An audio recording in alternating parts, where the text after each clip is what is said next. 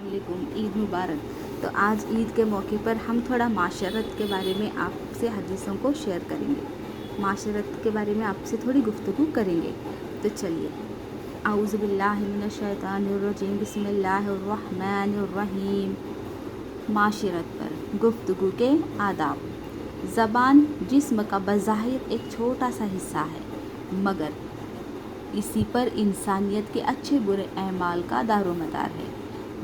इंसान की शीरीन कलामी और सलीकामंद गुफ्तगू टूटे हुए दिलों को जोड़ सकती है, जबकि ज़बान का गलत इस्तेमाल और गैर जिम्मेदाराना गुफ्तगू बाहमी ताल्लुकात को ख़त्म करके नफ़रत व अदावत पैदा कर सकती है। इसी अहमियत के पेश नज़र कुरान व हदीस में गुफ्तगू करने के ऐसे आदाब व तरीके बयान किए गए हैं जिन पर अमल करने से इंसानों के बाहमी ताल्लुकात उस्तवार रहते हैं और ज़बान के गलत इस्तेमाल से हिफाजत होती है। इन्हीं आदाब में से पहला अदब ये है कि गुफ्तगू हमेशा नरमी से करने की कोशिश करनी चाहिए, क्योंकि नरम मिजाजी अक्सर अच्छाइयों और भलाइयों की जड़ और बुनियाद है। इसी वजह से हुज़ूर सल्लल्लाहु अलैहि वसल्लम ने फरमाया, जो आदमी नरमी से महरूम कर दिया गया वो सारी भलाइयों से महरूम कर दिया गया।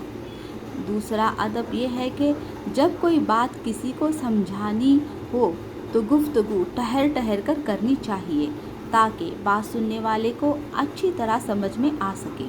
हज़रत आयशा रज़ियल्लाहु तआला अन्हा फरमाती हैं कि हुज़ूर सल्लल्लाहु अलैहि वसल्लम की बात जुदा जुदा होती थी, जिसको हर सुनने वाला समझ लेता था।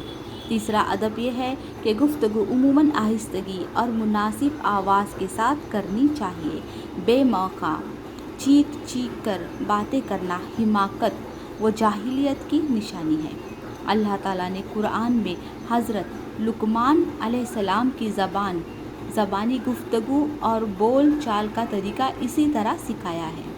और अपनी आवाज़ ज़रा पस्त रख, सब आवाज़ से बुरी आवाज़ गधों की होती है। सूरह लुक़मान 19वीं आयत। चौथा अदब यह है कि गुफ्तगू मुख्तसर और बामकसद होनी चाहिए, क्योंकि मुखातिब लंबी बात सुनने से उकता जाता है। एक दफ़ा एक शख्स ने तवील खुतबा दिया। हज़रत उमर बिन आस रज़ियल्लाहु तआला अन्हु ने सुना तो फरमाया, अगर ये शख्स मुख्तसर बात करता तो इसके लिए बेहतर होता, क्योंकि मैंने हुज़ूर सल्लल्लाहु अलैहि वसल्लम से सुना है कि आप सल्लल्लाहु अलैहि वसल्लम ने फरमाया, मुझे हुक्म दिया गया है कि मैं गुफ्तगू में इख्तिसार इख्तियार करूं, क्योंकि इख्तिसार बेहतर है। पांचवा अदब यह है कि गुफ्तगू हमेशा दिल आज़ारी, लअन तान, गीबत व बुहतान और तनस वगैरह से पाक होनी चाहिए, क्योंकि हदाइस में इन चीज़ों से बचने की सख्त ताकीद आई है और ऐसी बातों को इख्तियार करने वालों के हक़ में सख्त वईद बयान हुई है।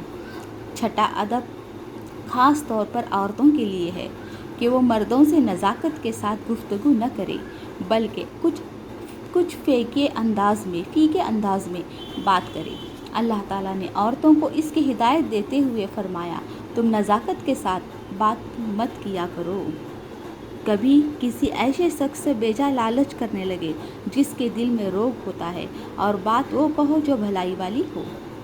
चलिए, आपको ये कैसी लगी वीडियो आप बताइए हमें।